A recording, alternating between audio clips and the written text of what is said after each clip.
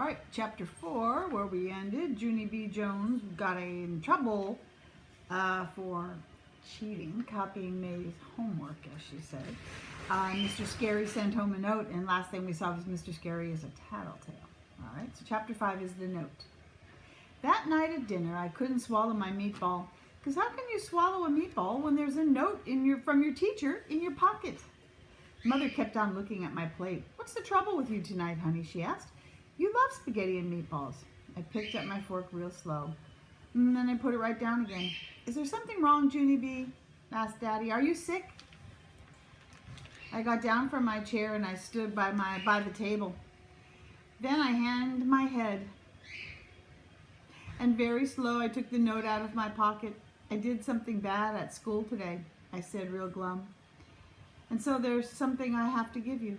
I rocked back and forth on my feet for a minute, and then I quick threw the note on the table and I ran to my room as fast as I could.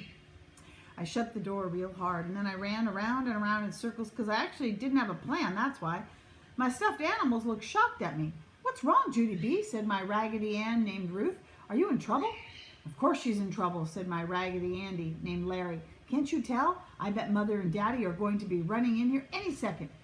My elephant named Philip Johnny Bob did fast thinking. Hide, Junie B, he told me. Hide in the closet until they calm themselves down. I nodded at that good idea. Elephants are the smartest stuffed animals there are. After that, I quick grabbed him by his foot and we ran into my closet. We climbed over shoes and games, and then we scrunched way down in the corner. Pretty soon, we heard Mother and Daddy come into the room. Our hearts started to pound and pound, and we tried to scrunch even smaller, only too bad for us, because Philip Johnny Bob accidentally knocked over a shoebox, and it made a loud crashing sound. Mother and Daddy opened the closet door. I waved at them real pleasant. Hello, how are you today, I said. Philip Johnny Bob held out his arms. I love you people, he said. Daddy rolled his eyes, and then he came into the closet, and he carried us out. He sat me and Philip Johnny Bob on my bed. Mother sat next to us. You didn't have to hide from us, Junie B, she said. Daddy and I didn't come to yell at you. We just came to talk about this. I flopped back in my bed and I put my pillow on my head. And here she is in her closet getting found out.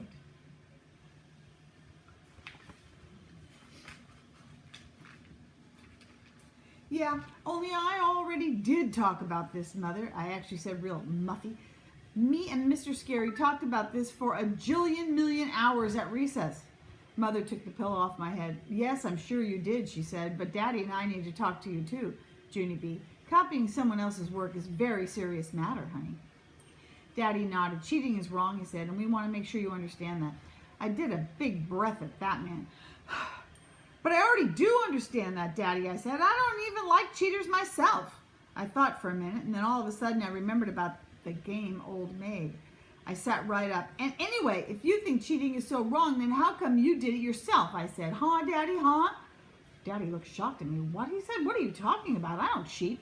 Yes, you do too cheat, I said back. On account of last week, you cheated me at Old Maid, and I am still not over that terrible experience. Junie B, that's not true, Daddy said. I already explained that to you, remember? When you raise the Old Maid above the others in your hand, it's not cheating, it's part of the fun. Yeah, only it wasn't fun, I said. It wasn't. Because after you raised her up there, you did a wink at me, like it wasn't really her. Only it was her, Daddy. And so, what kind of sneaky trick was that? Daddy rolled his eyes way up at the ceiling, and then he shook his head kind of annoyed, and he left my room. Mother ruffled my hair. Sorry, honey, she said, but I'm afraid Daddy's right on this one. What he did was sneaky, but it wasn't cheating. Trying to fool the other person is supposed to be part of the game. After that, she went to go start my bath water. Me and Philip Johnny Bob flopped back on my pillow, and we did a sigh, because grown-ups never do anything wrong, it seems, not even when they do. Next is chapter 6, Tin Can. The next morning, I sat next to Herb on the bus. I sit next to him every single day on account of that's what bestest friends automatically do. Herb started talking about his new dog, Dilly. Only I couldn't even pay attention that good, because how can you talk about Dilly when you've still got a note from your teacher in your pocket? Mother and Daddy had signed that dumb thing, and now I had to take it back to Mr. Scary. I slumped way down in my seat, School was not being fun these days. I looked at Herb. I wish I could tell him about my problem, only what if he didn't like cheaters, and he found out that I was one, and then he didn't like me either? I thought real hard, and then finally I took a deep breath and I decided to risk it. I leaned real close to his ear and I whispered to him very secret.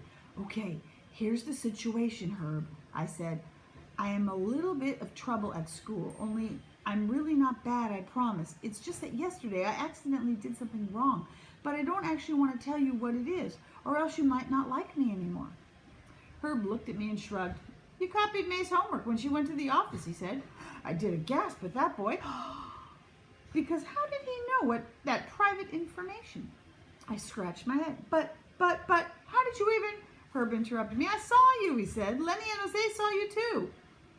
You're a terrible sneak, Junie B. Really terrible, I mean. I did a little frown. That is not a compliment, possibly. Herb patted my arm. Don't worry, we still like you, he said. Just don't copy May's homework anymore, and then you won't get in any more trouble. I nodded my head, and I patted him back. Herb is good for me, I think. Me and Herbert walked to room 1 together, and then we stopped right in our footsteps, because wowie, wow, that whole room looked different, I tell you. Instead of being in rows, all the desks were arranged in groups of circles. We looked in the back to where we sit. There were 5 desks in our group. May was already in her seat. And there is her new seating arrangement for school.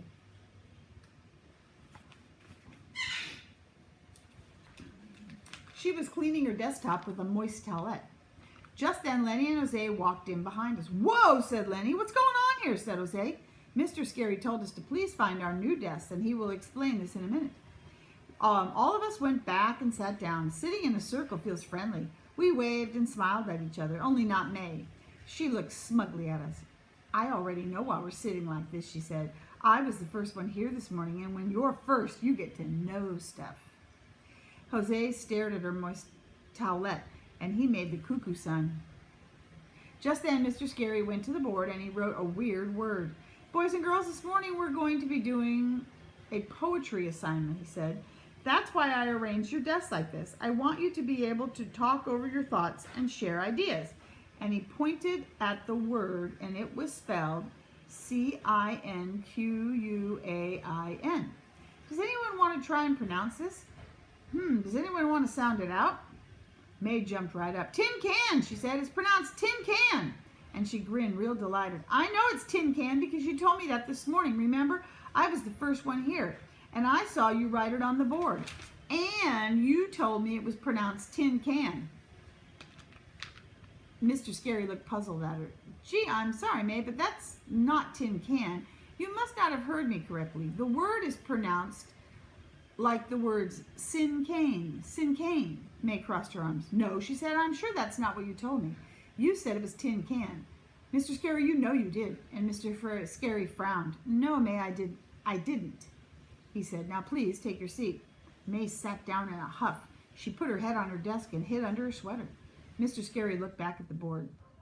Cinquain is a poem that has 5 lines, he said, and each line has its own special rule. And he wrote the 5 rules.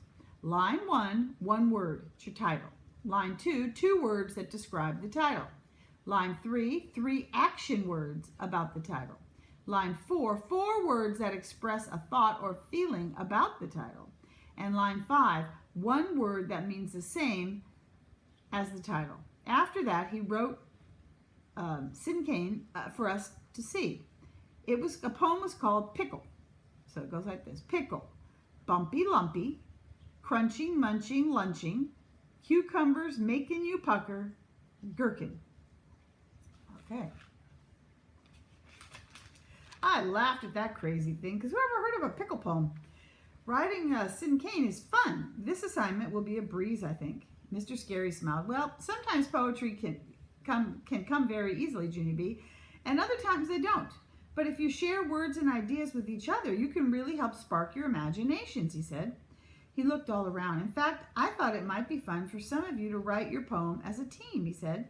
May quick came out from under her sweater at that news, and she looked at our group. Okay, fine. I'll be the team leader, she told us. After that, she made a mean face at Mr. Scary and took out her pencil. I know just what we're going to write about too, she said, kind of growly, and she waved her hands at us. You four guys just talk about your normal stupid stuff and I'll write the poem, she said. I'll read it to you when I get it done. Lenny looked disappointed, but Mr. Scary said we should write our poem together. Nay, he said. See, said Jose, we're supposed to share thoughts and ideas, remember? May threw her hands up in the air. I knew it, she said. I knew working as a team wouldn't work. Fine. You guys just write your own dumb poem and I'll just write mine. And after that, she took her pencil and paper and hid under her sweater again. All of us looked at each other and shrugged. And then we started right to work. I tapped on my chin. It says the first line needs to be the title. So maybe a title should come first. May peeked her eyes out at me. Duh, she said. Jose covered her up again. Just then Herb raised his hand. Hey, I know, he said. Since Mr. Scary wrote a pickle poem, why don't we write a poem about an olive? And he leaned back in his chair and he did a happy thumbs up. No one did a thumbs up back, because what kind of dumb idea was that? An olive, I said. I hate olives, said Jose. I threw up an olive once, said Lenny. Herb looked irritated at us. I patted him. Don't be mad, I said. It's just that there's maybe something funner to write about than an olive, that's all. See, said Jose, maybe like we could write about soccer. Playing soccer is fun, right? Yes, I said. Plus riding the bus to school is fun too, right, Herb? Me and you always have fun on the bus, don't we? Lenny shook his head. But I don't ride a bus, Junie B. I think we should write about something that all of us know about.